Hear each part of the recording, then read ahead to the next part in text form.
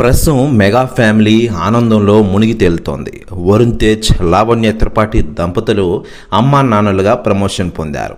బుధవారం ఉదయం హైదరాబాద్లోని రెయిన్బో ఆసుపత్రిలో లావణ్య త్రిపాఠి పండంటి మగబిడ్డకు జన్మనిచ్చింది. ఈ శుభవార్తను సోషల్ మీడియా ద్వారా షేర్ చేశారు వరుణ్ తేజ్. దీంతో ఈ జంటకు సినీ ప్రముఖులు, అభిమానులు, నెటిజన్ల నుంచి అభినందనలు, శుభాకాంక్షలు వెల్లువెత్తుతున్నాయి. మరోవైపు ఈ విషయం తెలుసుకున్న మెగాస్టార్ చిరంజీవి గారు కూడా మనశంకర వరప్రసాద్ గారు సెట్స్ నుంచి నేరుగా ఆసుపత్రికి వెళ్లి వరుణ్, లావణ్యలకు శుభాకాంక్షలు తెలిపారు.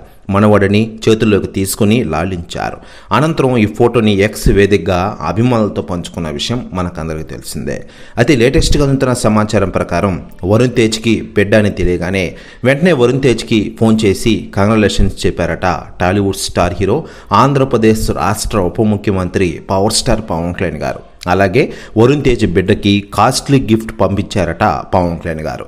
దీంతో ఒక్కసారిగా ఎమోషనల్ ఫీల్ అయ్యారట వరుణ్ తేజ్ గారు. ప్రస్తుతం ఈ న్యూస్ కూడా తెగ వైరల్ అవుతోంది టోటల్ తెలుగు ఇండస్ట్రీలో. మరోవైపు పవన్ కళ్యాణ్ గారి సినిమాల విషయానికి వస్తే ఆయన లేటెస్ట్గా నటిస్తున్న ఓజీ సినిమాని సెప్టెంబర్ 20వ తేదీన దసరా కానుకగా గ్రాండ్గా ప్రపంచవ్యాప్తంగా రిలీజ్ చేయనున్న విషయం మనకందరికీ తెలిసిందే. ఈ సినిమా కోసం యావత్ ప్రపంచంలోని అభిమానులందరూ వెయిట్ చేస్తూ ఉన్నారు.